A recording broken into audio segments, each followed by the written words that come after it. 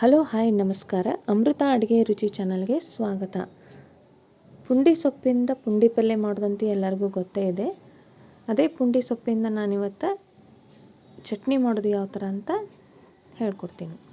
ಬರ್ರಿ ಹಾಗಾದರೆ ನೋಡೋಣ ಪುಂಡಿ ಚಟ್ನಿ ಯಾವ ಥರ ಮಾಡೋಣ. ಇಲ್ಲಿ ನಾನು ಸ್ವಲ್ಪ ಪ್ಯಾನ್ಗೆ ಎಣ್ಣೆ ಹಾಕ್ಕೊಂಡು ಪುಂಡಿ ಸೊಪ್ಪನ್ನು ಸ್ವಚ್ಛವಾಗಿ ಸೋಸ್ಕೊಂಡು ಅದನ್ನ ತೊಳೆದಿಟ್ಕೊಂಡಿದ್ದೀನಿ. ಅದನ್ನು ಈಗ ನಾನು ಎಣ್ಣೆಯಲ್ಲಿ ಫ್ರೈ ಮಾಡ್ತೀನಿ. ಪುಂಡಿ ಸೊಪ್ಪಂತೂ ನಮ್ಗೆ ಆರೋಗ್ಯಕ್ಕೆ ತುಂಬಾ ಲಾಭ. ಪುಂಡಿ ಸೊಪ್ಪಿನಲ್ಲಿ ನಾರಿನಾಂಶ ಜಾಸ್ತಿ ಇದೆ ಮತ್ತು ಕಬ್ಬಿಣ ಜೀವಸತ್ವನೂ ಜಾಸ್ತಿ.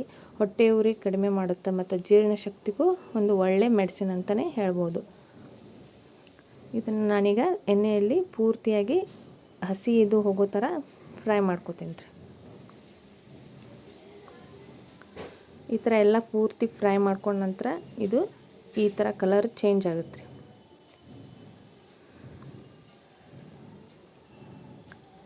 ಈ ಪುಂಡಿ ಚಟ್ನಿಗೆ ನಮಗೆ ಕೆಂಪು ಒಣಮೆಣಸಿನ್ಕಾಯಿ, ಜೀರಿಗೆ, ಸ್ವಲ್ಪ ಮೆಂತ್ಯ ಮತ್ತು ಬೆಳ್ಳುಳ್ಳಿ. ಒಂದು ಪ್ಯಾನಲ್ಲಿ ನಾನು ಸ್ವಲ್ಪ ಎಣ್ಣೆ ಬಿಸಿ ಮಾಡಿಕೊಂಡು ಅದರಲ್ಲಿ ಈ ಕೆಂಪು ಮೆಣಸಿನ್ಕಾಯಿನ ಮತ್ತು ಬೆಳ್ಳುಳ್ಳಿ, ಒಂದು ಅರ್ಧ ಟೀ ಸ್ಪೂನ್ ಮೆಂತ್ಯ ಕಾಳು ಮತ್ತು 1 ಟೀ ಸ್ಪೂನ್ ಜೀರಿಗೆನ ಎಣ್ಣೆಯಲ್ಲಿ ಫ್ರೈ ಮಾಡ್ಕೋಬೇಕು.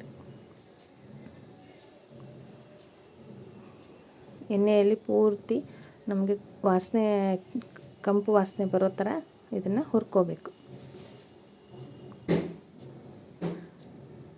ಇದೆಲ್ಲ ನೋಡ್ರಿ ಕಲರ್ ಚೇಂಜ್ ಆತೀಗ ಪೂರ್ತಿಯಾಗಿ ಫ್ರೈ ಆಗಿದೆ. ಈಗ ನಾನು ಇದನ್ನು ಇದಕ್ಕೆ ಚಿಟಿಕೆ ಸ್ವಲ್ಪ ಅರಿಶಿನ ಹಾಕ್ಕೊಂಬಿಡೋಣ್ರಿ. ಇದನ್ನ ಸ್ವಲ್ಪ ಫ್ರೈ ಮಾಡಿ ಆಮೇಲೆ ಇದಕ್ಕೆ ರುಚಿಗೆ ತಕ್ಕಷ್ಟು ಉಪ್ಪು ಹಾಕ್ಕೋಬೇಕ್ರಿ.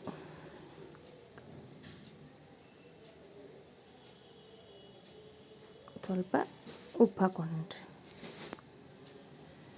ಇದನ್ನೆಲ್ಲ ಪೂರ್ತಿ ಮಿಕ್ಸ್ ಮಾಡ್ಕೊಂಡ್ರಿ. ಮಲಬದ್ಧತೆ ಮತ್ತು ಮೂಲವ್ಯಾಧಿ ಆದವ್ರಿಗೂ ಒಂದು ಒಳ್ಳೆ ಮೆಡಿಸಿನ್ ರೀ ಇದು ಪುಂಡಿ ಪಲ್ಯ.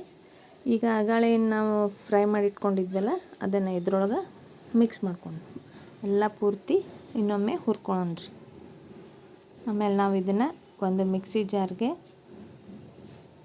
ಹಾಕ್ಕೋಬೇಕ್ರಿ.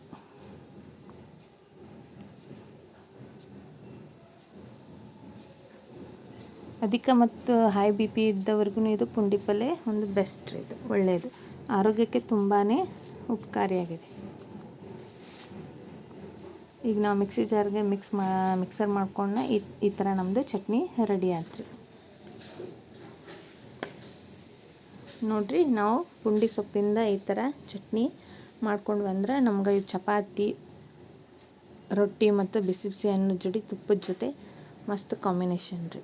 ನೀವು ಈ ಥರ ಟ್ರೈ ಮಾಡಿರಿ ಮತ್ತು ಕಮೆಂಟ್ ಮಾಡಿ ಹೇಳ್ರಿ ಯಾವ ಥರ ಬಂದಿದೆ ಅಂತ. ಲೈಕ್ ಮಾಡಿರಿ, ಶೇರ್ ಮಾಡಿರಿ ಮತ್ತು ಸಬ್ಸ್ಕ್ರೈಬ್ ಮಾಡಿರಿ. Thank you.